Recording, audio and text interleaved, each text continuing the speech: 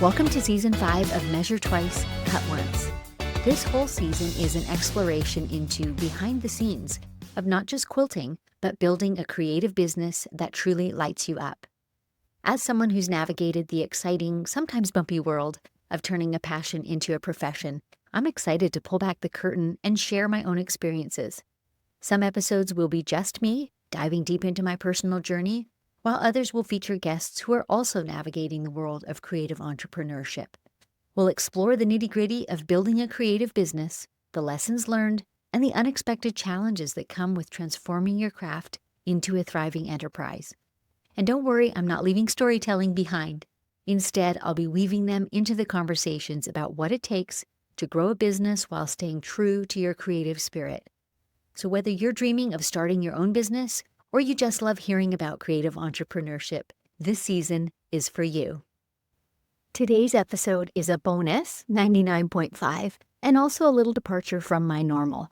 I was fortunate to be able to attend QuiltCon, the show in Phoenix, Arizona this year. And so I tried something which was new to me, and that was lurking about on the floor, meeting attendees and vendors and faculty and asking them for brief little snippets of their thoughts about QuiltCon and their businesses there. And so I'm sharing some of those interviews with you today. I hope you enjoy them. I'm with Hollyann of String and Story. How are you loving QuiltCon? I love QuiltCon. It's so good to see you. Okay, this is not your first. No, this is not my first. Not even my first time to Phoenix with QuiltCon. Oh, really? Yeah, so we vended QuiltCon for the first time when it was here before, here in Phoenix. And it's really fun to be back and see the way that the energy has grown. And I hear everyone coming in. It's so exciting. I know the doors are opening as we're talking, so we'll try and keep going as the noise level ramps up. So what is your very most favorite thing about QuiltCon? Like, what sets it apart from other quilt shows? This is the hardest question because how do I pick one thing? QuiltCon, 2 or 3. it's all the things. The energy at QuiltCon is very different. It's a high energy show. I think it sits at a really beautiful intersection of getting to interact with our customers and our students, but also getting to engage as folks who are in the industry. And the bright color and vibe of it all just sets QuiltCon apart in a lot of different ways. You nailed it. This is my first time at QuiltCon. Oh my gosh, I'm really... Yeah. And I'm largely getting that same answer from both attendees and vendors. The energy and enthusiasm. Yes. Vibes are impeccable every year. Tell us just a smidge about your booth and what. Absolutely. Yeah. String and Story is a quilting education company based in Duluth, Georgia. It is my job to guide everyone to quilt with confidence. I want folks finishing the dang quilts on whatever machine you already have. Amen. And String and Story opened the shop in support of that. We have a brick and mortar in downtown Duluth, Georgia. We put the whole thing on a truck and drove it here to Phoenix for the show. But we have Paintbrush Studio Solids, Ruby Star Society, Fabulism, Aurifil thread, Burnett sewing machines. We really try to do it all so that folks can have a complete experience and feel like rock stars the whole time. So good. So good. Well, thanks for taking time to chat with me. Absolutely. Great to chat. I'm standing in the Laurastar booth talking to Kristin. Kristin, what brings you to QuiltCon? I'm actually here representing Laurastar, and we're working with 35th Ave today. Oh, yeah. This is your first QuiltCon? This is my first QuiltCon ever. Me too. Me too. We're newbies. So do I understand correctly then that you're not a quilter? I am not a quilter, but I've had a lot of fun talking to all the quilters and sewists throughout the show and actually getting to see a lot of really, I would tell you that I think there's so many modern quilts here and I think they're so beautiful. Emily has definitely been trying to get me more into quilting, and so we took a walk this morning to go see maybe what my first quilt pattern could be. There you go. So Emily and Holly here. And maybe tell our listeners for a second what Laurastar is in case they maybe don't need to know. Yeah, so Laurastar is a ironing company. And so we have 45 years of experience in ironing. We're Swiss designed and European built. We have had great success in the U.S., especially with our quilting and sewing community. And we have a great opportunity with both portable options as well as full systems. And we have a great dry fine steam, not going to shrink or distort your quilt blocks. And you're able to press and continue on quilting and sewing without any worries of shrinking, distortion, or wet blocks. All true. Now, you packed a whole bunch into those couple of sentences. Yeah. I drive a Laurastar at home, too, and it is so comfortable and does such a beautiful job of pressing. It's not just a one-note wonder. I don't know what I want to say, but iron's just iron, and you still need a clapper, or you still need steam, or you still need accessories to get that perfect flat seam. But the Laurastar system is just one press from one side, and Absolutely. And on top of it, you can also use it to refresh your garments and disinfect throughout the home. So you can use that steam. That great dry microfiber steam is going to allow you to disinfect those high touch surfaces throughout your house and refresh garments because it's going to kill that odor causing bacteria. And it is one powerful steam. Okay, so what do you have a favorite in the ribbon-winning quilts? Did you get an opportunity to look at those? I didn't get to go through those this morning yet. Okay, Yeah. too. There's some really great ones up there. Yeah. Are you drawn to the super modern feel, the contemporary feel with the more solid colors, Yes. space, and those sorts of things? Absolutely. Yeah. Good to know. Well, good. I look forward to seeing your first quilt, maybe next. Yeah, maybe next year. Thanks for chatting. All right. Thank you. I am standing here in front of a gorgeous quilt and a young lady in a gorgeous quilted coat. Would you introduce yourself? Yes, so my name is Lorelai. I'm with Pigs in a Blanket Quilty, and my quilt is magnetized. I'm a 15-year-old quilter. And you're definitely attracting a crowd. I would like to know your top tips for a quilter getting started. Tell me first, because I suspect they'll be different, what you would say to a young quilter and what you would say to someone my age, more middle-aged, that's just getting started and is a bit fearful. So you'd be surprised how similar it is. Sometimes the young quilters Interesting. pick things up faster because they have no fear. And I think that's just awesome. I'm taught some youth classes, and I think that quilters that are older or quilters that are adults could learn a lot from youth quilters as far as just don't be fearful. If you mess up, you can board fabric, you can use your scraps. There's always a way to practice. But my very first advice would be to do a lot of YouTube research. There's so much free resources out there that people just aren't using. I completely agree, especially about the don't be fearful part. Like, Yes. you can always figure out a project as you go. Don't wait till you know how There's almost to always start. a fix. Yeah. Yeah. Have you found it beneficial to come to quilt shows like this and learn from other people, go to their lectures or classes or even viewing their 100%. quilts? 100%. I'd gotten so many ideas from walking around these quilts. Walking around quilts at Houston, that was so much fun. I've taken a lot of garment fitting classes in Houston. So I learned a ton, like how to fit my body, how to fit others' bodies, how to draft a pattern, all kinds of things. That's awesome. What does your business look like now? Yes, so my business began as client quilts, long arming for clients, as I was trying to pay off my long arm. But now it's morphed into influencing / show quilt / just creating. I've gotten to make a ton of outfits. I get to walk around these show floors and talk to so many new quilters, talk to so many seasoned quilters, experienced quilters, everybody. It's been so awesome. So much to learn. Okay, tell us once again your website. My name is Lorelai. I'm from Pigs in a Blanket Quilting. I'm on Facebook, Instagram, and then I do have a website as well. Beautiful. Thanks so much. Thank you. I'm here with Cheryl Koranda at the Longarm League booth. How is QuiltCon going? It's going really well. It's a little slower and more spaced out than Raleigh last year, but still busy and super fun. And I'm excited about all the new vendors here this year that haven't had booths before. That's been really fun to just see new people and get to meet some.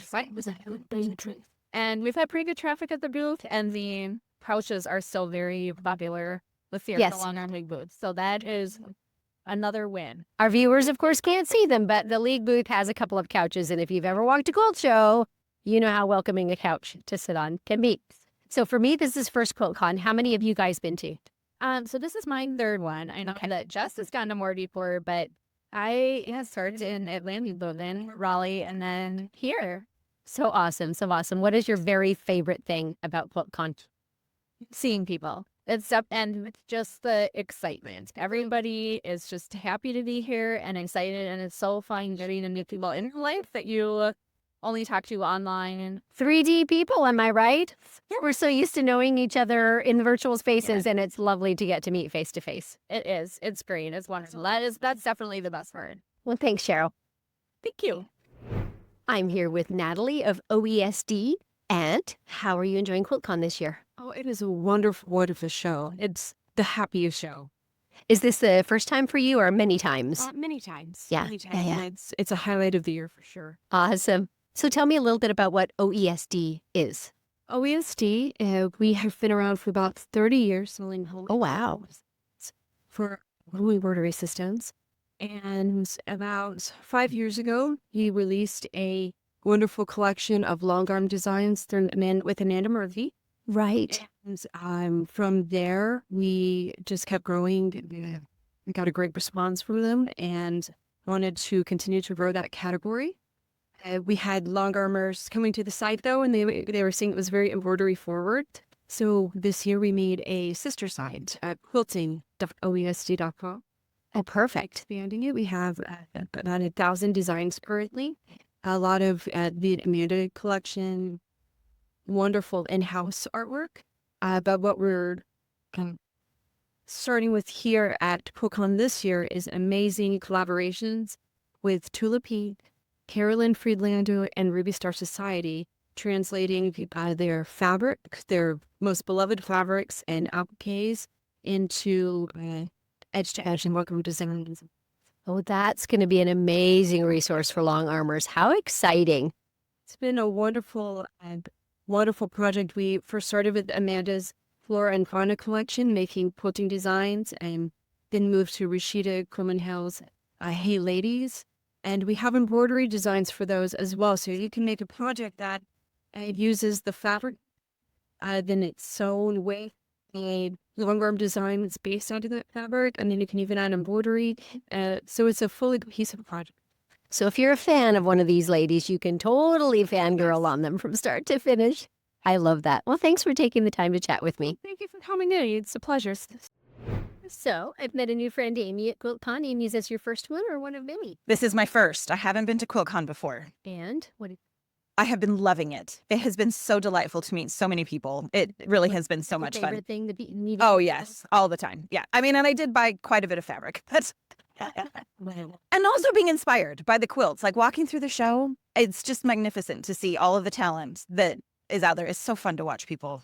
Yeah. So what do you do in your business? So I have a business designing patterns. It's Maroon Designs. And I specialize in small quilts.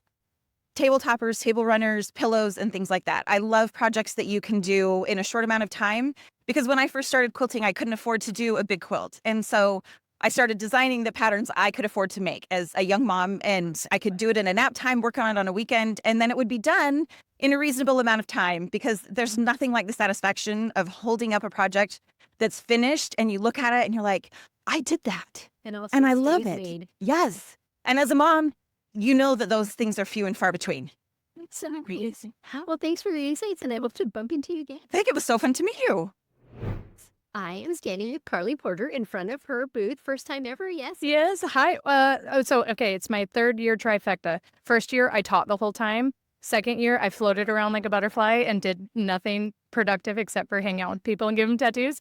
So my third year at QuiltCon, I'm having a booth. So now I've kind of done all the experiences of QuiltCon. I guess I was just thinking the booth, but you're right. Yes, Those my are first very time with the booth. significant times. So fun. So what do you think? I love it. It's so fun. I'm grateful to have my husband here. I thought I could do a booth by myself, and then I was like, wait, no, I can't. So luckily he's here with me, and I have a great squad of people behind me that are just helping me keep things going. But it's been so fun. It's been great. You guys, let's see, come see my big eyes over. I could do a booth. Awesome. Yeah, I'm such a dummy. Let me what that entails. Karlee's booth is full of her samplers, wall with tiny quilts. Yeah. Those are the ones we see pictures of all the time on your feeds. Yeah. That is so awesome. So awesome. Yeah. What is your favorite thing about QuiltCon, the show as a whole? Oh my gosh. I think the community. So this year being my first booth, I just finished my 10-year anniversary graffiti quilting class last fall. And it's been so fun to have students from my class come up to me and be like, I'm so-and-so, and put a face to a name and give them a hug and have like the real human connection that you kind of miss with online classes. It's been so great. And I've made a lot of new friends and a lot of new quilters who are starting my online class. And that's been fun to have that crossover and really connect with people. So I think my favorite thing is eye contact. Like, No kidding. yeah. Thanks, Karlee. Yeah, thanks for having me. I'm in a lovely little shop called Brown Bird Designs. Do you want to introduce yourself to our listeners? I write under Elizabeth deMoo. I'm a pattern designer, and I have multiple patterns hanging, multiple kits of my patterns hanging in the booth. And I released Drift here at QuiltCon. It's a bird pattern. That's beautiful. And you definitely have a Ruby Star-esque. I do. I do have lots and lots of their fabrics. This is Bird is the Word, one of their new lines, and Love it. Are you a regular attender at QuiltCon? Have you been? Owns me on this side. So I love That's your QuiltCon. Yeah. So I've gone to California and Phoenix QuiltCons. What is your favorite thing about the show as a whole? It is just amazing. The modern quilts are inspiring. The people are so much fun. And it's just wonderful seeing quilty friends from around the world because it's a national show. It's amazing. Well, thanks for taking time to chat with us. I'm with Kelly on the Floral Quilt Con. Kelly, how are you loving the show? Love it. I'm really inspired by a lot of things this year, but I'm happy to meet you because you're really a huge inspiration to me in quilting. We met a few years ago. I think you did the owl quilt. Yes. I loved it. Yes. And so it's fun to see you again. Well, it is very fun to meet you Your in quilting's person. awesome. What do you love the very best about coming to QuiltCon? Well, I haven't even been able to walk all the way around yet because I'm here at the booth, but so I love the bright, If colorful. I stand at the booth and quilt, could you go take a 5-minute break? Oh yeah, I'd love to Okay, see a maybe that quilt. would work. Let's do it. Try. Okay. Thanks for chatting. Okay. I'm standing with Enjoli in the Bernina booth. Enjoli, tell our listeners where you're from. Hi, Susan. I'm from Anchorage, Alaska. Enjoli drove a long, long way to be here at QuiltCon. What do you think of QuiltCon? Oh, I love it. This is gosh, I've been to a few. So I have attended a few just, for fun. And then I have worked, I think, 3 or 4 now. So you're currently working in the Bernina Longarm booth, right? Yes. What does that entail? So we're here to demo machines, sell machines, talk about Longarm. So it's a lot of fun. And this is something you do for a business as well, right? So you bring that into your knowledge base, basically. Yeah. What does your business look like in Anchorage, Alaska? Here on my business at home, my everyday job is a quilting studio that I run with 5 Bernina Longarms. 4 of them are automated. 1 is just for custom work. And so that's what I do when I'm not Cool. What is it similar in Anchorage, like similar volume of quilters? If you have 5 machines, clearly there's a demand for it. Or are there, in fact, a lot of longarmers up there and I just don't know it? Well, I feel like there are a decent amount of longarmers. I don't know how it compares to other places in the world. Like probably Utah has a much higher concentration of longarm quilters than Anchorage, Alaska. But yeah, the benefit of being in a location right next to a quilt shop. And so my twin sister owns a local quilt shop and Bernina dealership, and we happen to be in the same. Oh, that's perfect, isn't it? Yeah. Well, thanks for taking the time to chat. Appreciate it. It's good to see you, Susan. I'm sitting with Becca of So Becca. How are you enjoying the show? David, I've had a long couple of days. So Thursday and Friday I was in classes. Today's Saturday, and it's kind of my first chance to get out and actually see the vendors and all the quilts. So far loving it, but haven't seen even a quarter of it fully in an hour. Oh gosh, well, I won't keep you long. Have you come to many quilt cons? My first one was in Atlanta. Okay. 2018. Wasn't a lot of people there. We were just getting over the pandemic. Right. I went to Raleigh last year, so this will be my Cool. So what is your most favorite thing about QuiltCon as a show? the people. The people. I love being around so many people that share the same passion that I do. I like being around with like-minded individuals, people that share the same passion for quilting. And it's just nice to get away and have that come in. Yes. So Becca, you're a YouTuber like I am. So is there just this refreshing? Do you feel the same that I do when you just see what other people are doing and others are thinking, and just this opportunity to soak in some others' work instead of producing, which is kind of what we do on a daily basis? It's nice to see folks do things because it inspires me to want to do more. But also it's a little overwhelming because there's so much to see that you almost have to break it down. So I try, my tip, you go to QuiltCon in the future, I don't take the quilts in all on one day because it's too much and you're just going to get information and creativity overload. So I like to break it down and I'll do a few aisles each day so that I can really spend some time and enjoy it. That's a great tip. Well, thanks for taking time to chat with me. Appreciate it. Maybe here with Melissa of Storyteller Stitchery. Tell me a little bit about your booth. Yeah, so I create hand-dyed yarns, fiber, silk floss, and everything. All of my colorways are inspired by stories, so characters and adventures and places from books, and then all hand-dyed here in Arizona. Beautiful. As I see the influence of the ears and the colors. Yes. I'm so inspired. I've been recently inspired by another artist who does beautiful yarn couching at her quilting machine. So that's something I desperately want to try. So I'm going to go home with one of your skeins and play with it. What are your thoughts about QuiltCon? Have you been here many times, or is this the first time? This is the first time here. It's actually my first time at a quilt event at all. And so, yeah, most of the events we do are more of the yarn, kind of knitting, crochet, fiber arts events. So I am local to QuiltCon, to Phoenix area, decided to come to QuiltCon, and it has been a fantastic experience. It is That's the next question. What do you think? one of the possibly the best event I've ever been to. Definitely right up there. It's so well organized. The people are wonderful. And then it's been really fun seeing the different projects that people are working on and kind of seeing different ways that quilting and textile artists use some of the products, like the wool roving and the silk floss. And it's a little bit different to the, knitting and crochet community. So it's been really interesting kind of seeing people's projects and chatting with them a little bit. So yeah, a lot of fun. Really, really glad we came. It's good. Can people find you online so they can have a picture? Yes, we are on most of the social media platforms at Storyteller Stitchery. And then the website is storytellerstitchery.com. Easy. Thanks for taking the time to Yeah, thank you so much. I'm with Chelsie of Pink Door Fabrics and Renaissance Ribbons in Verbu. She's got these bags hanging in several places which say, measure twice, cut once. So, of course, I had to stop and say hello. How are you loving QuiltCon? We are having so much fun. We're so excited to see everyone. Is this the first time for you, or are you a regular? This is our third QuiltCon, but our first with Renaissance Ribbons. So it's fun. So tell me a little more about Renaissance Ribbon. Renaissance Ribbons was previously owned by Edith Minnie, and she was looking to retire and go live her best life and roll off into the sewing sunset. And so I acquired that company about a year and a half ago. And so it's been just a great ride since. So what would you use these kind of elaborate, woven, gorgeous ribbons for? I'm seeing them on incredible bags. I'm seeing Tula Pink ribbons. Am I right? Yes. Tula Pink and Ruby Star Society and Cafe Facet are all designers of ours. And so we license all of their designs for our ribbons.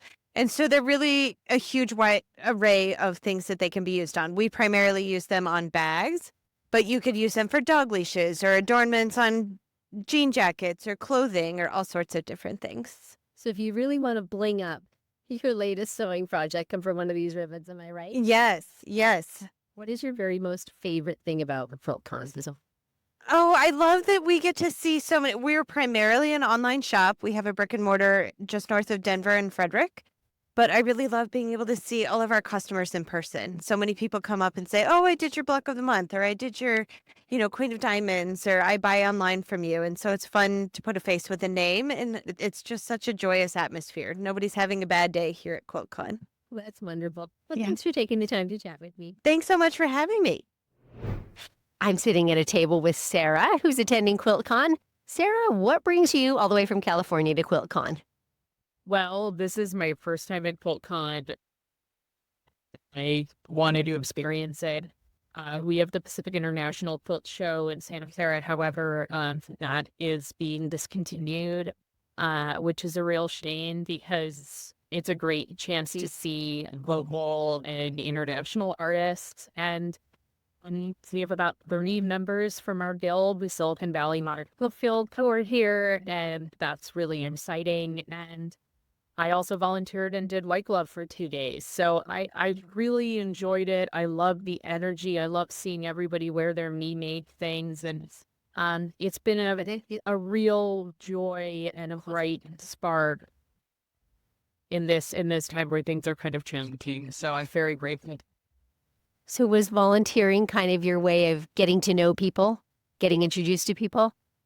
Bit of it. I find myself fangirling over a lot of the people who I know their handles on Instagram or they've spoken to the guild. I have these little buttons that I'm passing out that say, I quilt, therefore I am. And that's been a really nice thing. And I have my name, my guild, my social media handle. And I think it's a really nice swap item. People can put it on their lanyards or on their bags. And so that's something really fun. And everyone I've met so far has been really nice. And it's just it's so incredible to see all of us who are passionate about the same thing coming together and getting excited about fiber arts. Agreed. Are you taking in some of the classes? Have you had an opportunity to? So I wasn't able to take any of the classes, but Or lectures? enjoying some of the make and takes. Oh, Cotton and Steel, they have bookmark make and take. Other people have made things, and so that Make and take, just being, in case our listeners don't know, just a tiny project that you can sit in just a few minutes, make it, take it with you. yeah, and it's a really nice way for people to get familiar with fabric lines, get exposed to things. Yes. And usually if you complete it, you get a little goodie, like a little mini charm pack that's like a 2.5-inch squares.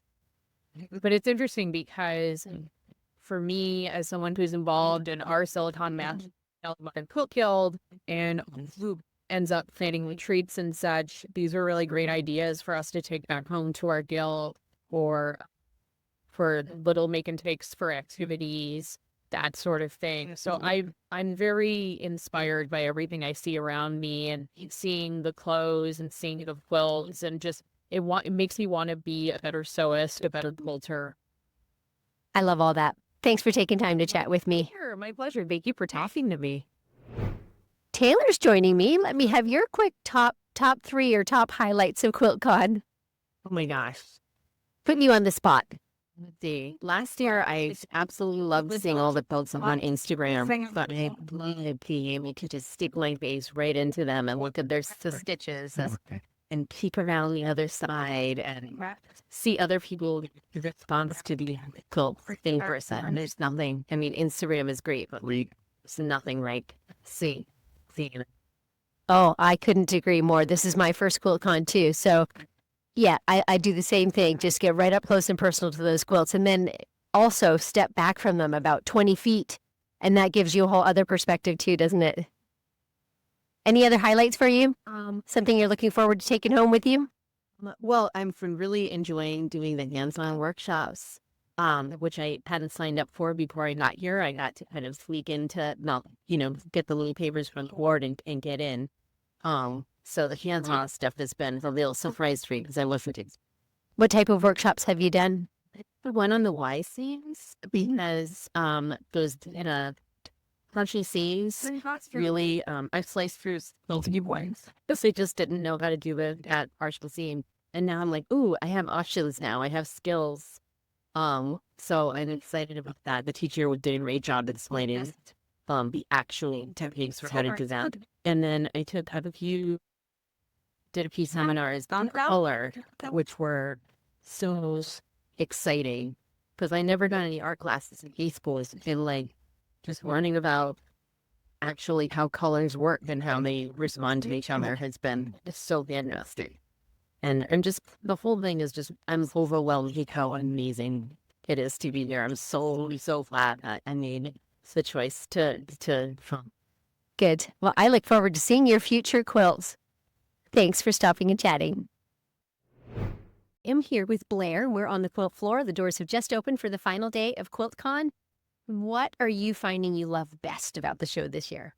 So I would have to say I love the hand stitching that I see. It seems like people are more and more interested in learning about it. I teach a lot of chicken scratch embroidery, so I love hand stitching myself. I love seeing it on the quilts. I love seeing it as texture and used as a design component in these. And yeah, it's just been fun to talk to people about hand-stitched components, whether it be embroidery, whether it be chicken scratch, cross-stitch, and just kind of talk together through all these different ways that we're seeing it displayed on these quilts this year. You can read more. What kind of is your background, Blair, or what are you doing at the show here? So I am a vendor. I am sort of sharing a space with Denise Schmidt, and this is the first time I've vended at QuiltCon. It's been fantastic. And I come from an apparel background, and what I do is mainly color value based, very scrappy patchwork.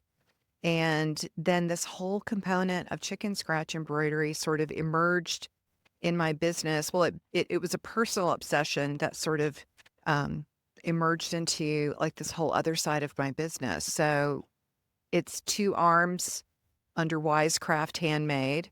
And yeah, we're having a blast. So you are the This one? brainstorm behind is it the ruby ruler? Yes. The red filter. Tell me Yes. about that. I find that so fascinating. Then I'm gonna Yeah. go to your Okay. So it's a 5-inch acrylic cutting ruler, but it's red tinted so that you can also hold it in front of your eyes, look at a group of fabrics or look at a group of blocks on your wall, on your design wall, and it distorts the color of the individual fabrics just enough that you can focus on the value. And I find that if we look at our stash, we often look at it for color, like I need a blue, and you go through your stash. But if we look at the whole stash through the lens of a color value concept, that it sort of reignites our inspiration. And so I, over the years, have developed some tricks and things to sort of help us reimagine what our stash could be. I mean, we bought all that fabric, we chose it.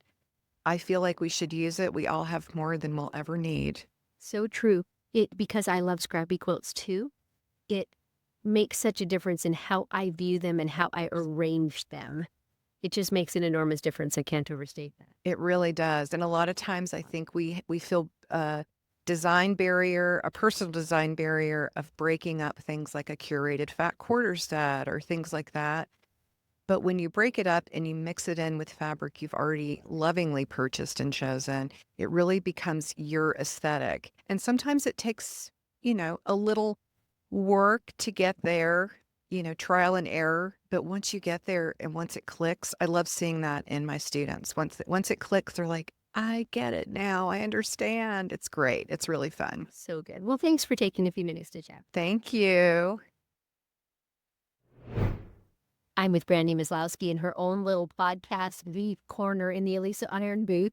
Yeah. Have you been here for the whole quilt show, Brandy? Yes, so this is my 4th year at QuiltCon with the Podcast Lounge, and it's actually called the Oliso Story Space. So we're asking quilters who stop by just to give us a two-minute snippet, tell us a little bit about their quilting story, what they love about QuiltCon. And then, of course, we're getting all these influencers and amazing creators coming in there. So I'm trying to talk about their biz, share their Instagram handle, and lift them up as a creator. I just love that. It's for people who can't physically come to QuiltCon. This is such a great way to get a little sampling of the people that are there and feel like you've met some of those people and had a chance to sit down and chat with them, honestly. Yeah. So I love that you do that.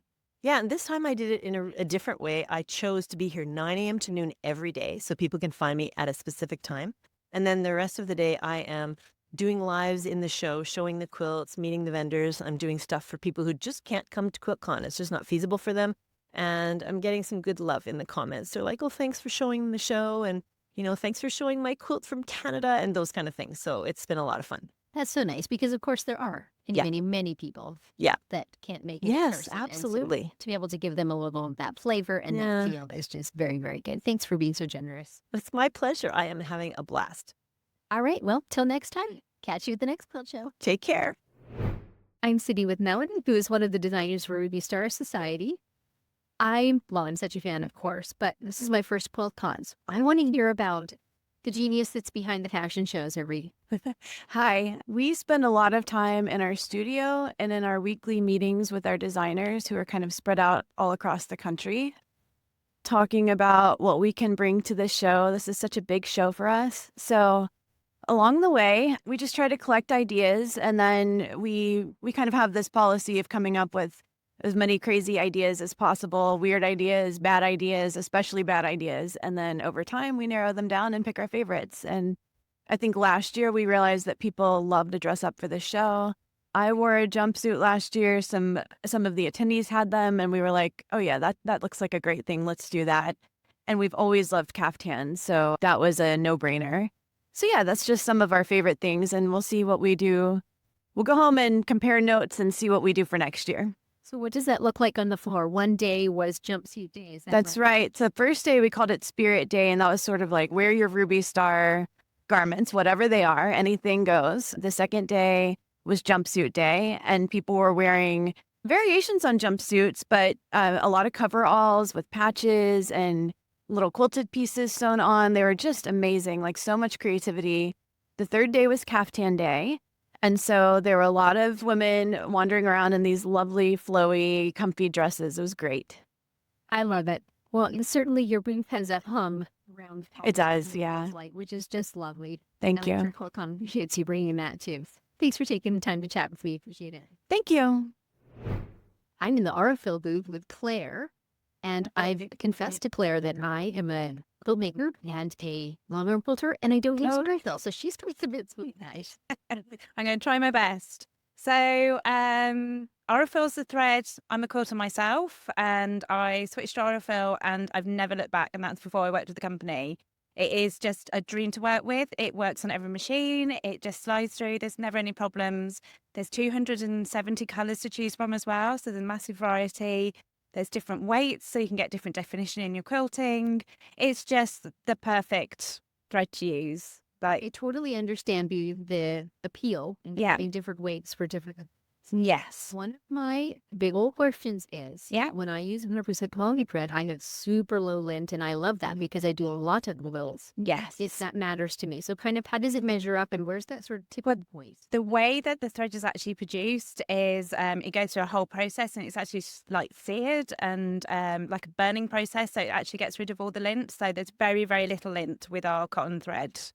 So if you look up, do you see any ladies are showing me how beautifully smooth it is. Do you see that? Yeah. So when you look at, you can't see any fuzz coming off of that. So everyone does think there's a lot of lint that comes off our threads, but there really isn't, and that it's never been an issue. And it's once people start using it, they tend to never look back. So and it's good to her. Well, I'm going to take a little from me and give it. Yeah, and I mean that's the best way, right? Yeah, I mean hope that you love it.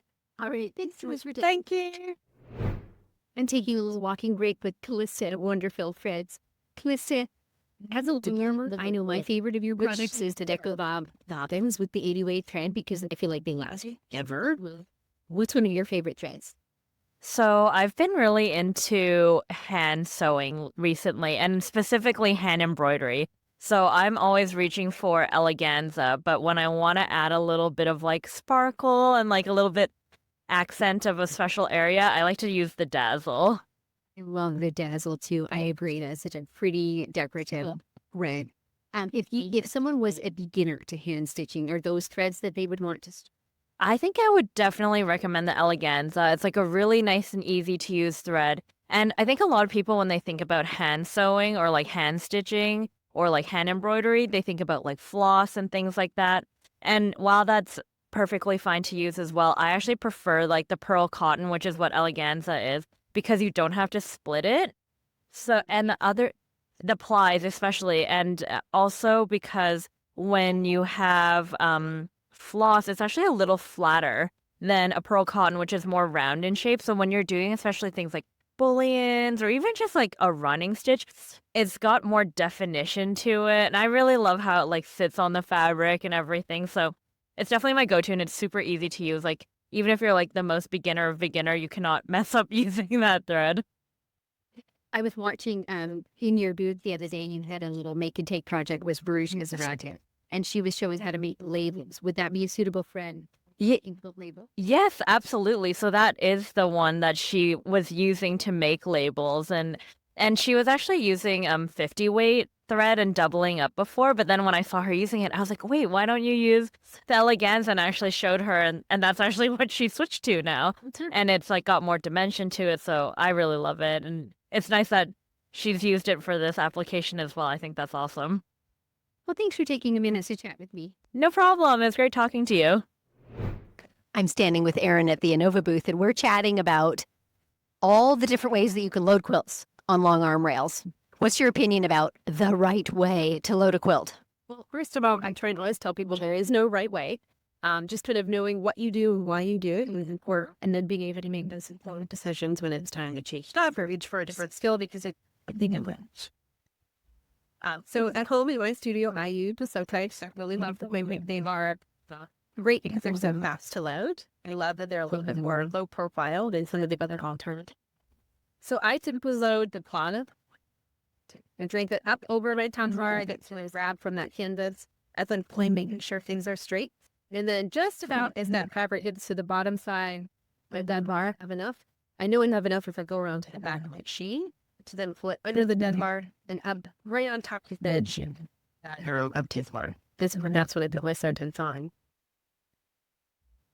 And even just one of your colleagues was standing here and we were talking about, red snappers versus sew tights versus pins, all the ways that you can attach to a leader, right? That too just depends, as so many things do, on your budget, on your wrist strength, all those things. And so find the way that works for you, ask your friends, and see what options are out there. Borrow. That's a good idea. Before you make that investment. For folks, I think that are on the edge about sew tight, cheap. Say that, how you can always just start with one text and try that in your top workers to see if you like them. And then usually I'll bring that to classes. These people haven't actually seen she would try them out. And it's nice to put a ceiling and it feel in and decide if it's for you or not. I agree with that. And perhaps even at shows such as QuiltCon, where we're standing now, there might be dealers that have a set, right, where you could get a feel for them and like, how are you with that magnet strength and does that work for you? So you have a little leader over in this Snippets, if you ask for it. It's kind of a mini version. Yep, that's perfect. Good way to try things out before you commit. All right, thanks for taking the time to chat. I am in the Bernina booth with Vince, who's the Q Series head of sales, am I right?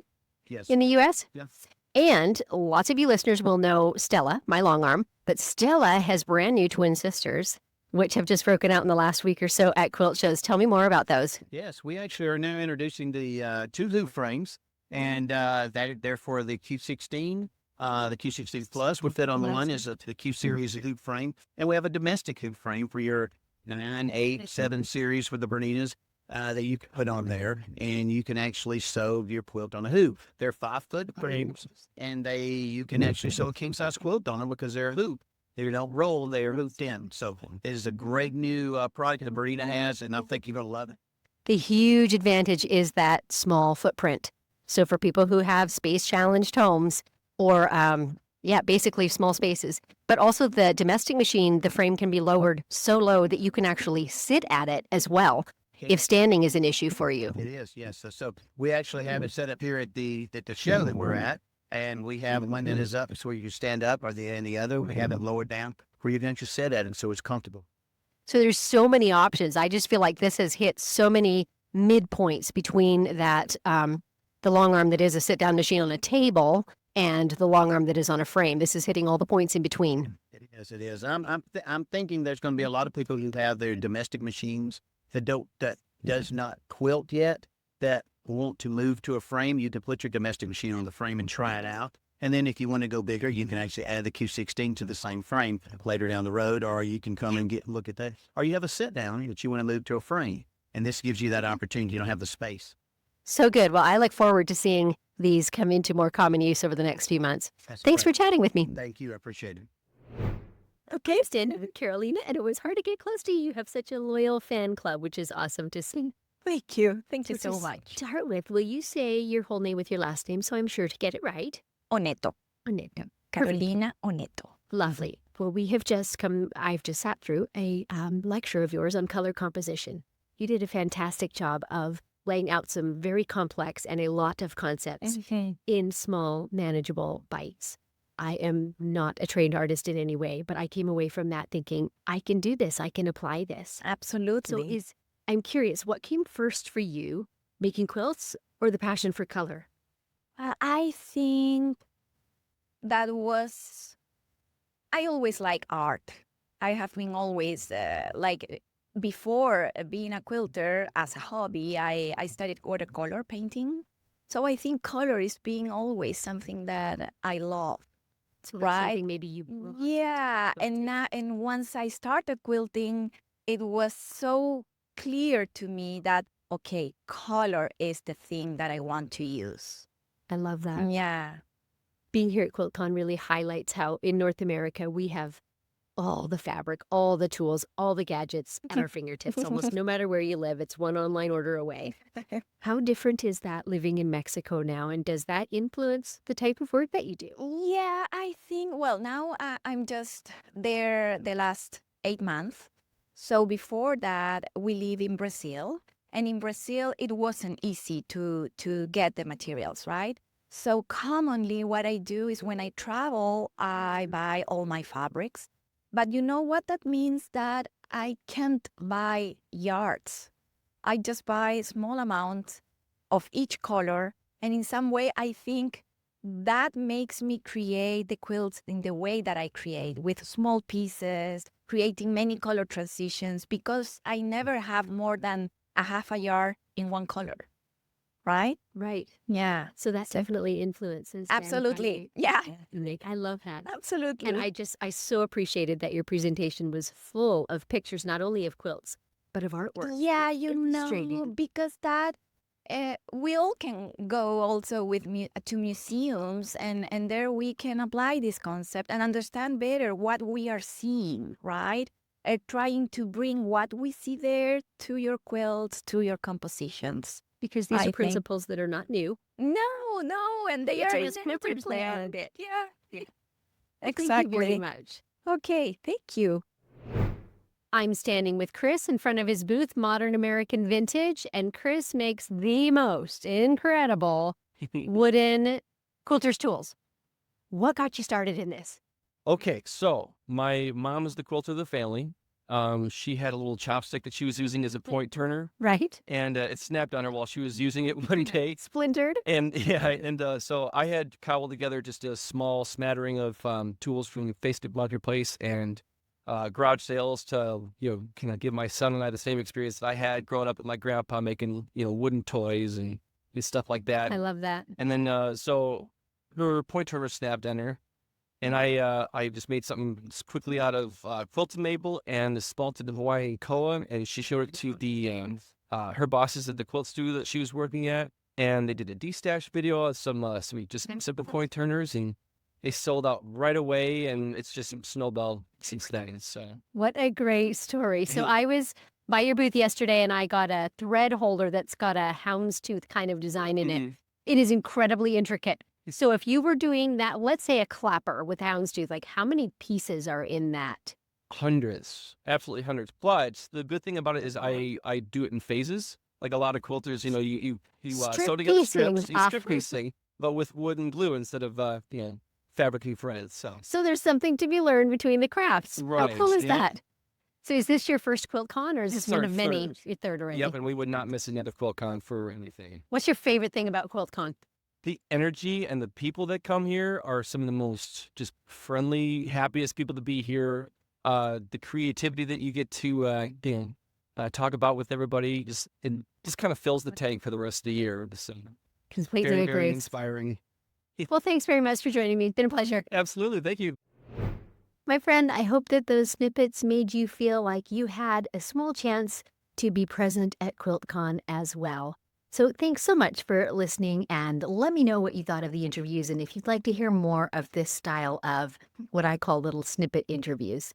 So until next time, may your sorrows be patched and your joys be quilted.